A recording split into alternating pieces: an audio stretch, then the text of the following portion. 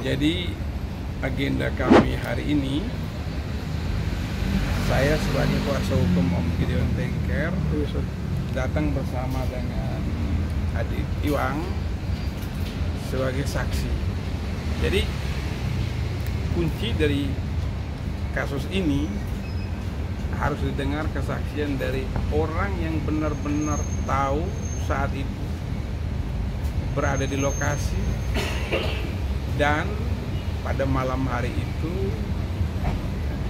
adik Iwang ini yang diminta tolong sama Om Gideon untuk fotokopi surat pernyataan tersebut.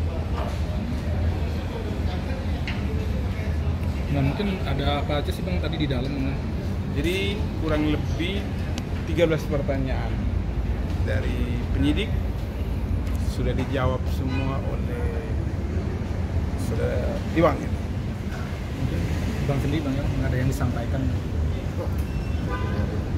sedikit mungkin Bang yang terkait saksi kan ada katanya ada sempat ada sih dikasih ke Nagita ada datang tapi abang ngasih surat ya Bang tadi kalau nggak salah ya. Itu gimana sih Bang, boleh diceritakan sedikit? Dia sih datang bawa surat tapi nggak tahu kalau ngomong apa, kita nggak tahu ya, cuma itu doang itu lalu buat saya atau Om Gideon suruh fotokopi, saya berangkat fotokopi. Cuma dia Ada lagi Bang? nggak ada. Jadi begini kejadiannya malam itu, Nagita dan adiknya ya. Siapa adiknya?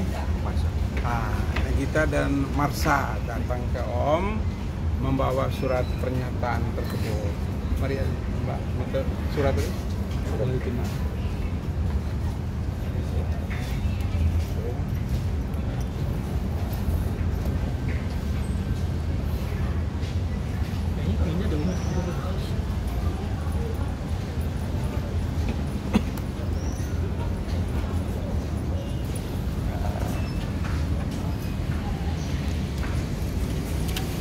Jadi teman-teman dapat saya jelaskan di sini bahwa pada tahun 2021 di suatu malam ya datang Nagita Slavina Tengker dan Marsha Tengker menghadap bapaknya di Kabupaten Bogor membawa surat pernyataan seperti ini.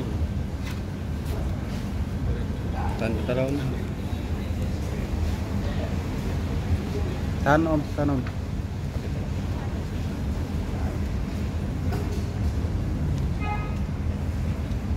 Oke, Siap.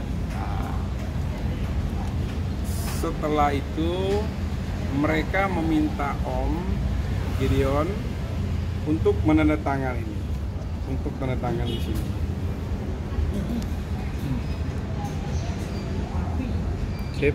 Setelah itu Om Gideon sempat bertanya sebelum membubui tanda tangan tersebut, kok tidak ada tanggal, bulan, dan tahun. Kemudian dijawab oleh Nagita bahwa Pak, kalau urusan tanda tangan itu urusnya gigi ya, itu urusan gigi. Jadi anak-anak ini datang ke atas membujuk rayu bapaknya mereka serta iming-iming. Diawali bujuk rayu, Pak, kalau papa mau dapat harta, papa selama ini kan minta harta, pembagian harta sama mama. Kalau papa mau dibagi, papa harus tanda tangan ini. Setelah papa tanda tangan, nanti gigi yang urus pembagian semua hartanya. Nah, soronglah ini. Om Gideon sempat baca, lihat. Terus Om Gideon menanyakan mengenai perihal tanggal, bulan, dan tahun. Dijawab sama Gigi, untuk urusan tanggal, bulan, dan tahun itu urusannya Gigi. Setelah itu Om Gideon memanggil saksi ya, adik Iwang ini untuk pergi fotokopi, ya kan? Nah, setelah fotokopi selesai, Om diserahin sama Iwang surat pernyataan tersebut. Ini yang asli dibawa pulang oleh Gigi, fotokopi ditinggalkan untuk Om. Setelah mereka pulang, mereka kembali ke Jakarta. Saksi sempat bertanya kepada Om, ya kok Bapak main tanda tangan aja, tidak lihat dulu di situ tidak ada tanggal, bulan, dan waktu. Dan dijawab sama Iwang bahwa tadi Iwang menjawab kepada penyidik bahwa Om menjawab malam itu juga kepada Iwang bahwa urusan tanggal, waktu, dan bulan itu urusannya Gigi. Jadi di sini yang datang kepada Om Gideon dua anak manusia, anak biologis dari Om Gideon Tengker dan Rita Amalia Beta, membujuk rayu, mengiming-imingi Om. Setelah itu memberikan surat pernyataan tersebut, di mana kalau kami baca dengan pertimbangan hukum amar putusan dari Pengadilan Negeri Jakarta Pusat tentang perceraian yang diajukan oleh Rita Amalia Beta, persis di situ dikatakan bahwa sebelum bercerai adanya kesepakatan, adanya pertemuan. Ternyata itu bohong semua, bohong, ya bohong itu. Saya berulang kali tanya kepada Om Gideon mengenai pertemuan tersebut. Kata Om Gideon tidak pernah ada pertemuan yang seperti mereka tuangkan dalam gugatan mereka. Dan saya tanya di adik Iwang ini kan hari-hari tinggal dengan Om Gideon dan selalu jadi supir ya, yang membawa Om Gideon kemana-mana. Pernah nggak di sekitar tahun 2020, tahun 2017, 18, 19 nggak pernah ada pertemuan. Jadi apa yang dikatakan mereka di situ itu bohong semua.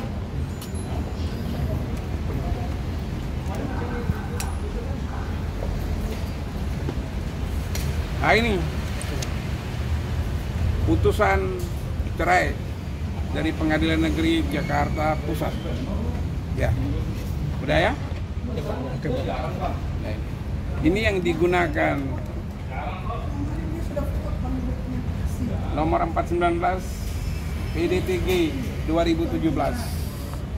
Jadi surat tersebut, surat seperti itu udah dipakai tahun 2017, digunakan untuk mencerai, sehingga 2021 dipakai yang sama.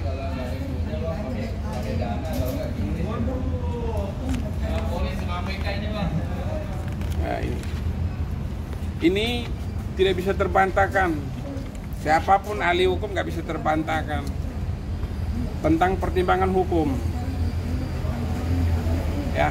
Tentang pertimbangan hukum menimbang bahwa maksud dan tujuan gugatan penggugat adalah sebagai terurai di atas, menimbang bahwa sesuai fakta yang terungkap di persidangan, oleh karena tergugat telah dipanggil secara sah dan patut sesuai panggilan tersebut di atas, akan tetapi tidak datang menghadap di persidangan. Ini loh, Om Gideon itu dipanggil secara patut, tapi Om Gideon tidak datang di persidangan. Kenapa tidak datang di persidangan? Karena relas panggilan dari Pengadilan Negeri Jakarta Pusat itu tidak sampai. Jadi mereka memberikan keterangan palsu bahwa alamat Om Gideon itu di Jakarta Pusat. Sementara mereka ketahui bahwa ayahnya mereka atau suaminya mereka, suaminya Rita, itu sudah bertempat tinggal dan beralamat di Kabupaten Bogor. Ya kan? Nah, dari situ kita baca nih, menimbang bahwa untuk mendukung dalil gugatan, penggugat telah mengajukan bukti surat yang diberi tanda P1 sampai dengan P5 dan 2 orang saksi seperti tersebut di atas. Kita masuk menimbang bahwa berdasarkan keterangan. Nah, ini ada tertulis di sini bahwa penggugat dan tergugat telah sepakat. Ini loh, bohongnya di sini, memberi keterangan palsunya di sini. Bahwa penggugat dan tergugat telah sepakat untuk bercerai. dan telah melakukan kesepakatan perceraian sehingga penggugat mengajukan gugatan. Ini nggak pernah ada ini bohong ini, tipu ini nih. Makanya pengacaranya ngacir, dia pergi nggak tahu kemana itu, sudah dicari Polda itu. Ya, tadi juga disampaikan oleh teman-teman di Polda penyidik bahwa kami udah berusaha mencari orang ini, pengacaranya ini. Ya, di sini ada lagi yang memperkuat dalil dari surat tersebut bahwa angka 8-nya ini, bahwa pada tanggal 21 Agustus 2017 tergugat bernama Gideon Louis Juan Tengker telah mengirim surat pernyataan tertulis ke persidangan. Jadi ada surat sakti dari Bogor berjalan ke Pengadilan Negeri Jakarta Pusat, mengirim surat ke persidangannya. Pokok intinya menyatakan bahwa menerima gugatan dan tidak akan menggunakan hak-hak tergugat untuk mengajukan bantahan terhadap isi gugatan sepanjang menyangkut perceraian. 2. Tidak akan menghadiri persidangan dan menyerahkan sepenuhnya kepada majelis hakim untuk memutus perkara ini tanpa kehadiran tergugat. Bajingan ini. Mari kasih tadi surat tadi. Tapi itu surat semua diadai, Bang. Persis.